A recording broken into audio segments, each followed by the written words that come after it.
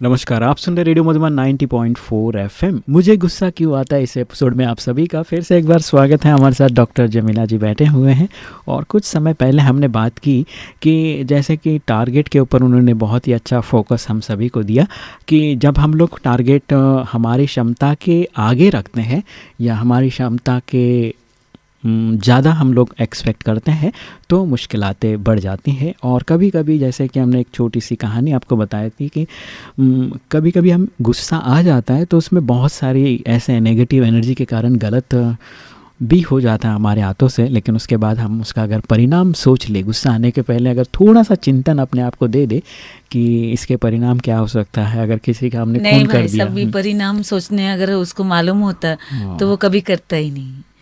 वो इमोशन तो इतना सुपर फास्ट होता है और उसमें ताकत नहीं है, आत्मा में ताकत नहीं है। वो ताकत सिवाय सुप्रीम के हम कहीं से मिल नहीं सकते। माना ऐसा गुस्सा ही एक ऐसा एनर्जी है जहाँ पर हम कुछ ना कुछ गलत कर देते हैं और उसके बाद उस समय हमें कुछ होश नहीं रहता। अगर उस समय उनको होश रहता होता तो फिर तो वो करता ही नहीं। तो बहुत ज़रूरी है कि उस समय आपका होश आवाज़ आ जाए, खत्म हो जाते हैं। हाँ, तो इस तरह की बातें होती हैं कि हम अगर परिणाम के बिना ही कुछ कर लेते हैं और फिर मुश्किल में आ जाते हैं।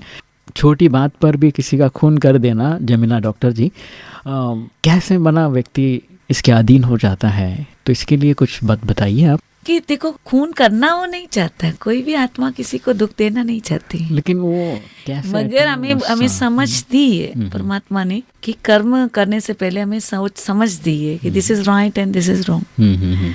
मगर जब हम पहली बार कभी किसी का खून करते हैं तो हम पूरा पसीने में भीग जाते हैं और हमारे अंतरात्मा हमें मना करती है कि ये चीज रॉन्ग है, ये नहीं करना है। मगर उस समय इमोशंस इतने पावरफुल होते हैं कि हम उसको ओवरकम कर लेते हैं और वो काम कर लेते हैं। फिर हम जब बार बार वही काम करने लगते हैं तो हम विवेक शून्य हो जाते हैं, हम वैशी बन जाते हैं, हम दरिंदे बन जाते हैं। फिर हमें किसी की भी मौत करना, किसी को भी उड़ा देना, बम से उड़ाना, हमें कोई रहम आता ही नहीं। हम बिल्कुल भाव शून्य और इमोशंस लेस हो जाते हैं और हमारे पापों का और कुकर्मों का इतना बोझा बढ़ जाता है कि हमें कोई सद्बुद्धि देता है, कोई अच्छी बातें बताता भी है तो हम उसको सुनने के लिए तैयार नहीं होते हैं। और ऐसी अपराध वृत्ति आज की तारीख में, आज के समाज में डे बाय डे बढ़ती जा रही है और इसका परिणाम पूरी कायनात को भुगतना पड़ रहा है।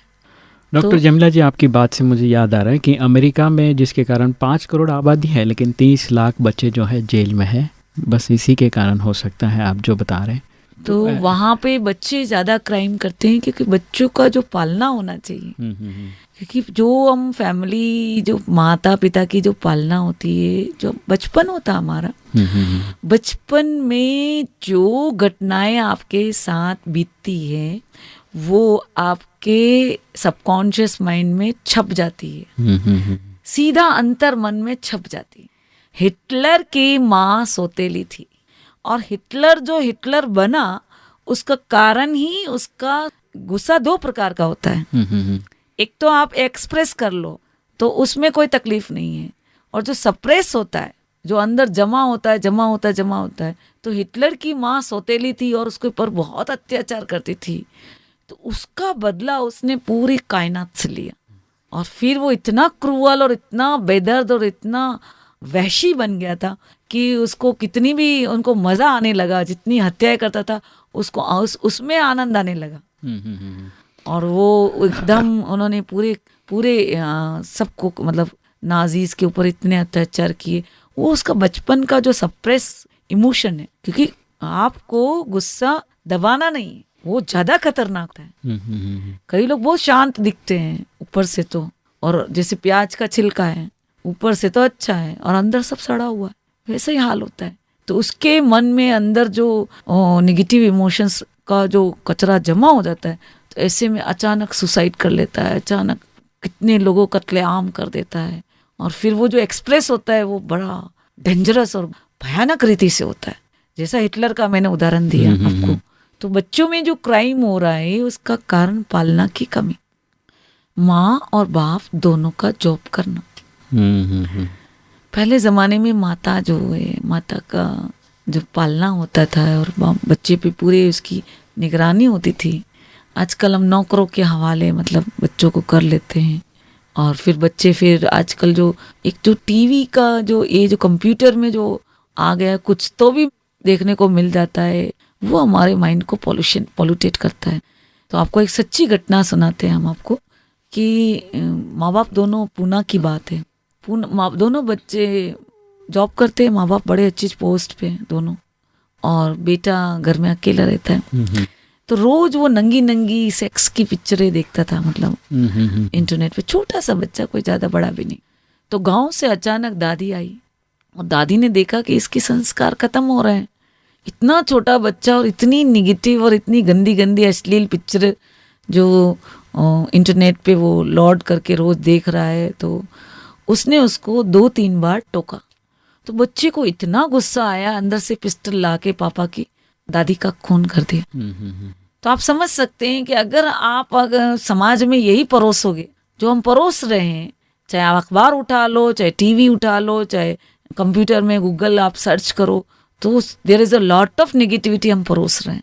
और उसका बच्चों पे बड़ा, क्योंकि कोई टोकने वाला है नहीं, मम्मी पापा है नहीं, कोई अच्छे संस्कार देने वाला है नहीं, पालना देने वाला है नहीं, कोई गाइड करने वाला है नहीं, राइट रॉन्ग बताने वाला कोई है नहीं, है ना। तो ऐसे में माँ बाप का हमारे बच्चों को सही दिशा देना। देखो आपको हम बताते हैं, अच्छे संस्कार जिनके बच्चों के चले जाते हैं तो फिर वो लाइफ टाइम उसके कभी भी रॉन्ग काम करते हुए हिचकता है, कभी भी नहीं कर पाता, क्योंकि माँ बाप से अच्छे संस्कार मिले। तो हमारा बचपन बहुत इम्पोर्टेंट है, और उस बचपन में केयरिंग बहुत, जो कि अमेरिका में नहीं है। तो आज 30 लाख बच्चे, सबसे ज्यादा क्राइम बच्चे ही करते हैं वहाँ, और बच्चे जेल में हैं, क्योंकि बच्चे को तो महात्मा कहा जाता है। और वहाँ पर सब उल्टा हो रहा है। यस, वहाँ नहीं, सब जगह हो रहा है। जहाँ जहाँ बच्चों को पालना नहीं मिल रहा है, अच्छे संस्कार नहीं मिल रहा है, जो भारतीय शैली में आज जो कुटुंब परिवार है, तो अगर माँ नहीं है तो दादी है, नानी है, ये सब केयरिंग करते हैं, मामा काका संगठित रहते हैं, तो बात ही अलग होती है। डॉक्टर जयमिला जी, आपसे बात करके बहुत अच्छा लग रहा है। आपने बहुत ही अच्छी बात बताई कि बच्चों को अगर सुधारना है तो केयरिंग बहुत ज़रूरी है, और ये बहुत करके आज के समय पर ये सारी चीज़ें कम होती जा रही, जिसके कारण क्राइम बढ़ते जा रहा है। आप सुन रहे रेडियो मधुबन 90.4 FM पर मुझे गुस्सा क्यों आता है। चलिए अभी लेते एक छोटा सा ब्रेक और सुनते एक बहुत ही प्यारा सा गीत।